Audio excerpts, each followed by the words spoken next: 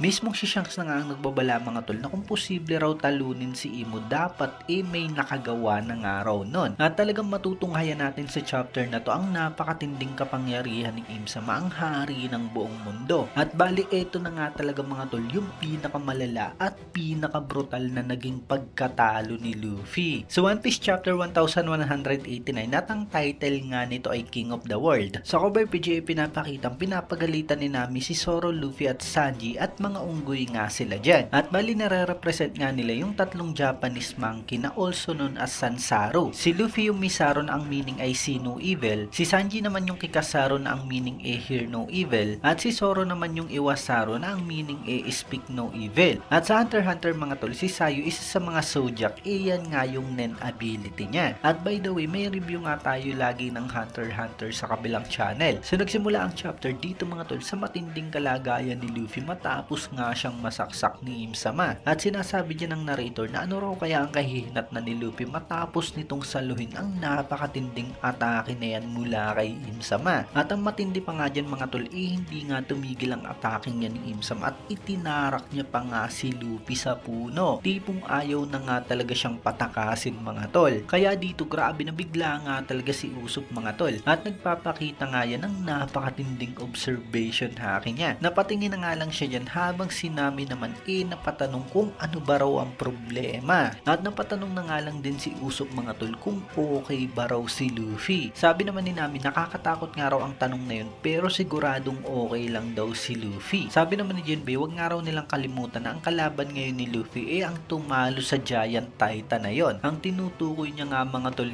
si Loki. Kaya dahil dyan nainis na naman nga rito si Loki mga tol, tinawag niyang merman si Jinbei at sinabing sino ba raw ang sinasabi nitong natalo. Dagdag naman ni Jinbei ang sigurado nga raw ang haki ni Luffy talagang humina ng husto. Dito naman finally talagang tuluyan nang natunaw ang yelo na bumabalot kay Gunko. Hawak na nga siya dyan ni Brook at tinutulungan nga ito ni Franky. At pilit nga dyan tinatanong ni Brook si Princess Shuri kung ano ba raw ang nangyari dati. Pero talagang hindi pa nga rin ito nagkakaroon ng malay. Lumapit naman dyan ang Ragnar at talagang may sinasabi nga ito kay Brook. Ayaw siguro ng Ragnar mga tol na hayaan nga nilang makalaya yang si Gunko. Dahil siya nga mismo ang Ragnar ang nag-freeze dyan. Tutol nga rin si Usopp at sinabing okay ba raw talaga na palayain yan. Dahil kasamahan nga raw yan ng mga kalaban nila. Ito naman ang matindi kung saan ipinakitang papunta na nga dyan si Harudin at Gerd at sakay nga sila ng barko. Napasigaw na nga lang sila dyan at nasabing sobra naman daw yung ginawang bilis sa kanila ni Goldberg. Habang nabigla na nga lang din si Loki dyan mga tol at kasunod nga dyan. Ayan na nga.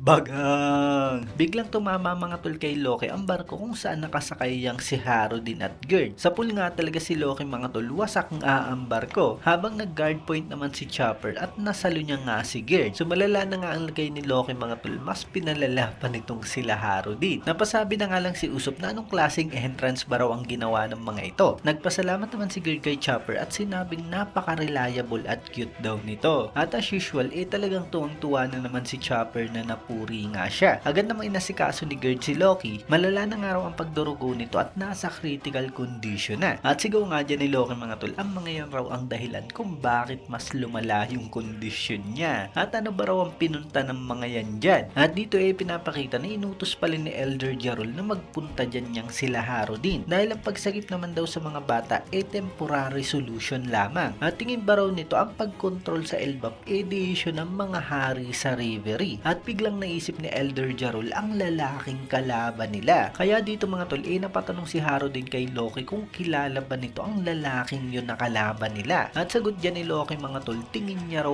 alam niya. At dito kat na nga muli kay Im-sama mga tol kung saan nagsamo na naman nga muli siya ng panibagong espada. Habang sinasabi niya nga dyan na hindi na nga raw makakagalaw pa yang si Straw Hat. At ang espada nga raw na yan na tumusok sa kanya humihigop ng buhay. At dito mga tol, grabe, pinapakita si Luffy may malay pa nga rin siya pero grabe talaga yung tama niya. Umaagos yung dugo sa ilong at bibig niya at makikita natin sa mga mata niya yung tindi ng hirap mga tol. Habang handa na naman nga dito ang panibagong espada ni Im-sama at tanong niya nga ilang istab ba raw kaya ang kailangan para patayin nito. Ang pangalan nga raw nito na Monkey D. Luffy talagang nakakahiya. Meron itong dalawang kapatid na parehong ibang apelyido. Ang isa raw ang napatay ng mga Navy at ang isa naman ang nakaangat sa ranggo ng Revolutionary Army at talagang sumikat. Sabay saksak niya nga muli kay Luffy mga tol at grabe dito, dalawang espada na nga ang nakatara kay Luffy. At ang ginamit nga na yan espada ni Im-sama mga tol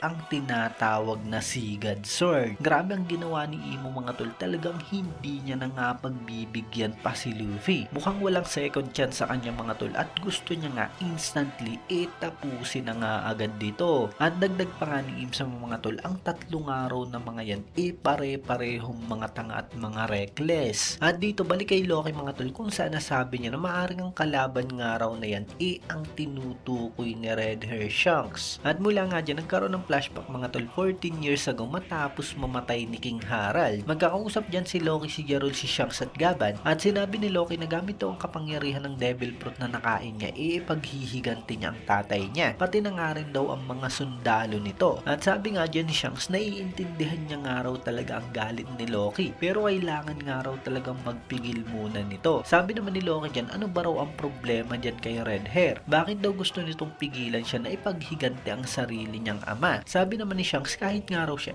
talagang gusto rin ipaghiganti si Harald dahil sa mabuting kaibigan nga raw ito sa kanya. Pero isipin nga raw nito na hindi ultimate goal ng world government ang kontrolin ng Elbap, kundi preparasyon nga lang daw yun para sa isang matinding gera. Nagtataka naman si Loki kung bakit makikipaggera ang world government at ano naman daw ang pakialam niya sa gerang yon. Matinding hirap nga raw ang dinanas ng tatay niya sa pagkamatay nito, talagang nakakadurog at nadamay pa ang mga inosenteng mga gwardya. Kaya ang gusto niya nga lang daw talaga ang ipaghiganti ang mga ito. Sagot naman dyan ni Shanks, kanino ba raw ito maghihiganti? Sino ba raw ang kalaban nito? Sigaw naman dyan ni Loki ang world government. Pero sabi nga dyan ni Shanks, ang kumontrol at ang nagmanipula kay Harald walang iba kundi ang King of the World. At dyan na nga talagang biglang bigla si Elder Jarol mga tol. Hindi nga siya makapaniwala sa mga sinabi ni Shanks dahil sa wala nga raw na ina-appoint na hari ang world government. Parang gusto naman pigilan ni Gaban si Shanks sa mga sinasabi niya. Pero sabi ni Shanks okay lang daw, mukhang hindi naman daw siya paniniwalaan ng dalawa. Tumawa nga lang si Loki at sinabing ang rival niya raw pala ang hari. At kung ganun daw napakasimple, papatayin niya lang daw ito. At dyan na nga sinabi ni Shanks na ang kapangyarihan daw ng hari na yun talagang hindi ka panipaniwala. Sa pagpunta niya nga raw ng Holy Land mas lalong hindi niya inakala ang hangganan ng kapangyarihan nito. Kung ang pagtalo nga raw sa hari na yun posible, dapat daw meron na nung nakagawa dati. Mula nga dyan mga tol pinapakita nga si Rax si Sebek at parang nabigla at napaisip nga talaga dyan si Loki. At dagdag pa nga ni Shanks hindi pa nga raw oras para kalabanin nito. Sa mga sinabi na yan ni Shanks mga tol parang imposible ngang talunin si Im-sama. Pero mukhang meron ngang way o tamang oras para magkaroon nga sila ng chance para talunin nito. At ano nga kaya talaga yung tamang oras na yun na talagang hinihintay nga ni Shanks mga tol. At I wonder kung paano niya nga nalaman lahat ng mga impormasyong ito. Anyway dito talagang wala pa nga rin pakialam si Loki. At sinabi niya nga na sino ba raw ito para utusan siya. At dudurugin niya nga raw ang sinasabing hari na yun kahit nasaan pa ito. At nasabi na nga lang ni Elder Jarol na wag daw padalos-dalo si Loki. At dito balik sa present mga tol kung saan sabi ni Loki matapos nga raw ang pangyayaring yun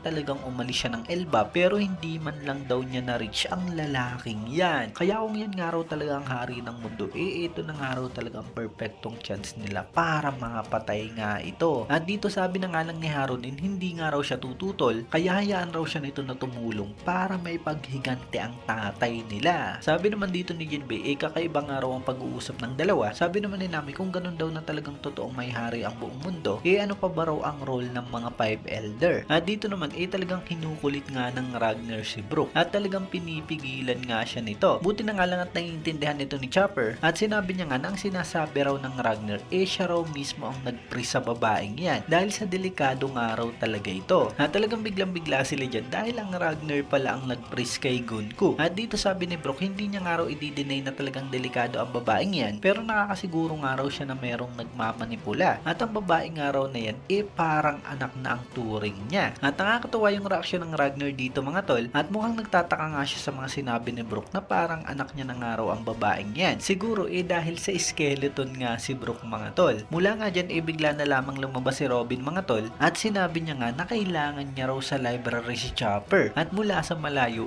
kumakaway nga si Saul mga tol. So ano kaya ang kailangan nila kay Chopper mga tol? Baka ipapakausap nila si Big Blue. Anyway dito, ito na naman nga si Im-sama mga tol. Naglabas na naman nga siya ng panibagong weapon. Palakol nga yung nilabas niya dyan mga tol, habang sinasabi niya nga na hindi raw maganda ang mangyayari kay Luffy dahil ang weapon nga raw niyan hindi lamang tutusok. At sa panel nga na to mga tol, ipinapakilala ang napakatinding palakol na yan, at yan nga ang tinatawag na Axe of Divine Punishment, ang Xingqiang Axe. At grabe yung lagay ni Luffy mga tol, tipong isang taga dyan ni Im-sama, talagang kita-kita tayo sa two-piece. Kat naman dito sa Sea Cloud Port mga tol, kung saan ito na isang matinding sabayang atake ang ginawa ni Zoro at Sommers. Ginamit ni Zoro mga tol ang ataking 3 sword style, 103 emotion flying dragon hell, at sinabayan nga yan mga tol ni Sommers ng espada niyang Sword of Wrath. Napakatinding clash ang nangyari dyan mga tol, habang sinasabi nga ni Sommers na 800 years ago, yung 19 founding kings ng world government itinarak ang espada nila sa empty throne para mag-pledge ng equality nila sa isa't isa. Ang Toho Sword of Chaos, ang Boho Sword of Nothingness, ang Nemesis Sword of Divine Punishment, ang Holy Spear of Longinus, ang Stigma Sword of Vengeful Demon, at ang Muramasa Blade. Yan nga raw yung mga kabilang sa mga 19 weapons na talagang pinamunuan ng mundong ito. Ang The Great One inirevive ang mga ito gamit ang Omen at pinagkaloob sa kanila, at ipinasa-pasa nga ito sa bawat mga pamilya. Kaya pagmasdan nga raw niyang si Zoro dahil yan ang nga raw ang kapangyarihan na talagang nagpaluhod sa buong mundo. At grabe mga tol, dahil sa clash nga nila